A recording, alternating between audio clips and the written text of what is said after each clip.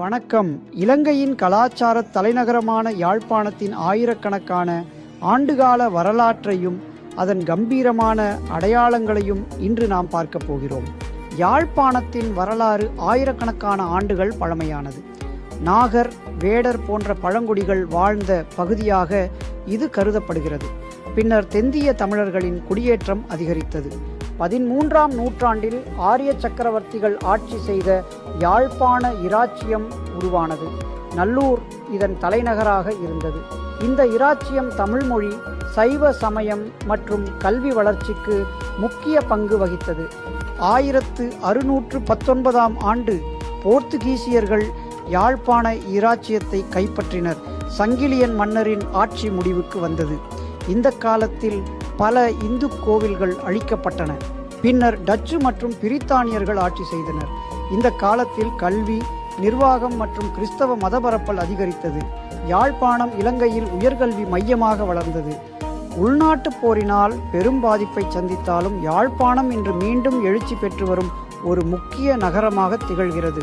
இப்போது அதன் முக்கிய இடங்களை பார்ப்போம். முதலில் யாழ்ப்பாணத்தின் அடையாளமாக கருதப்படும் நல்லூர் கந்தசுவாமி கோவில். இது யாழ்ப்பாண இராச்சிய காலத்தில் கட்டப்பட்டது. போர்த்துகீசியரால் அழிக்கப்பட்டு பின்னர் மீண்டும் கட்டப்பட்டது. ஆண்டுதோறும் நடைபெறும் நல்லூர் திருவிழா உலகத் தமிழர்களை ஈர்க்கிறது. கோபுரங்களும் பாரம்பரிய வழிபாட்டு முறைகளும் உங்களை கவரும். அடுத்ததாக யாழ்ப்பாண கோட்டை. இது போர்த்துகீசியர்களால் கட்டப்பட்டு பின்னர் டச்சுக்காரர்களால் 5 கோண நட்சத்திர வடிவில் விரிவுபடுத்தப்பட்டது. ஆசியாவின் மிகச்சிறந்த கோட்டைகளில் இது ஒன்று. கருங்கற்கள் மற்றும் பவளப்பாறைகளால் கட்டப்பட்ட இந்த கோட்டையினுள் பழைய இடிபாடுகள் உள்ளன. மாலையில் இங்கிருந்து சூரிய அஸ்தமனத்தை பார்ப்பது கண்கொள்ளா காட்சி. யாழ்ப்பாண பொது நூலகம். இது ஆசியாவிலேயே மிகப்பெரிய மற்றும் மிகச்சிறந்த நூலகங்களில் ஒன்றாக திகழ்ந்தது. 1933ஆம் ஆண்டு தொடங்கப்பட்ட இது கலாச்சாரத்தின் அடையாளமாகும். 1981 ஆம் ஆண்டு 97,000க்கும் மேற்பட்ட அரிய நூல்களுடன் இது எரிக்கப்பட்டது. பின்னர் அதன் வரலாற்று முக்கியத்துவம் மாறாமல் மீண்டும் புதுப்பிக்கப்பட்டு இன்று அறிவின் அடையாளமாக நிமிர்ந்து நிற்கிறது. நல்லூருக்கு மிக அருகிலேயே சங்கிலியன் தோப்பு மற்றும் மந்திரிமனை உள்ளன. இவை யாழ்ப்பாண அரசர்களின் காலச்சுவடுகளாக இன்றும் வரலாற்று சின்னமாக பாதுகாக்கப்படுகின்றன. குடாநாட்டை சுற்றியுள்ள தீவுகளுக்கு பயணம் செய்வது ஒரு தனித்துவமான அனுபவம்.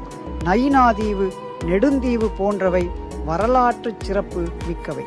நயினாதீவில் உள்ள நாகபூசணி அம்மன் கோவில் மற்றும் நாகதீப புராண விகாரை ஆகியவை இந்து மற்றும் பௌத்த மதத்தவர்களின் முக்கிய வழிபாட்டு நெடுந்தீவு அல்லது டெல்ஃப்ட் தீவு. இங்கு டச்சுக்காரர்கள் கட்டிய புறாக்கூடு மற்றும் பவளப்பாறைகளாலான கோட்டைகளை நாம் காணலாம். இவை இன்றும் அழியாமல் உள்ளன. நெடுந்தீவின் மற்றொரு சிறப்பு அங்கு சுதந்திரமாக சுற்றித் திரியும் காட்டுக்குதிரைகள். இது தவிர பிரம்மாண்டமான ஆலமரத்தையும் இங்கே காணலாம். கடலுக்கு நடுவே அமைந்துள்ள ஹம்மன்ஹில் கோட்டை ஒரு சிறிய அழகிய டச்சு கோட்டை. கடலுக்கு நடுவே அமைந்துள்ள ஹம்மன்ஹில் கோட்டை ஒரு சிறிய அழகிய டச்சு கோட்டை. இது முற்காலத்தில் சிறைச்சாலையாக பயன்படுத்தப்பட்டது. தற்போது சுற்றுலா தலமாக உள்ளது. கீரிமலை தீர்த்த கேணி.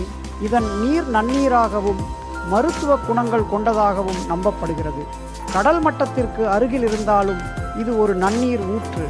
சோழ இளவரசி மாருதபுரவீகவல்லி இங்கு நீராடி தன் நோய் நீங்க பெற்றாள் என்ற புராண கதையும் உண்டு.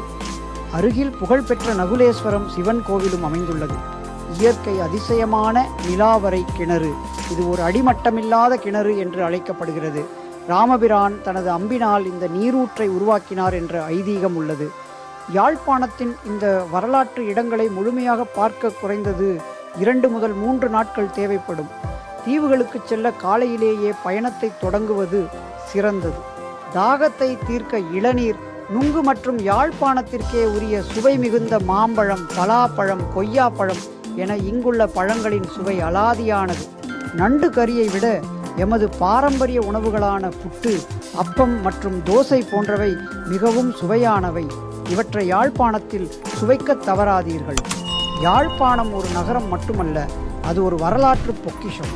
இந்த தகவல்கள் உங்கள் பயணத்திற்கு உதவும் என நம்புகிறேன். மீண்டும் ஒரு வீடியோவில் சந்திப்போம். Welcome to our channel. If you like our videos, please don't forget to subscribe and click the bell icon to get notified of our latest videos. Thanks for watching. See you next time.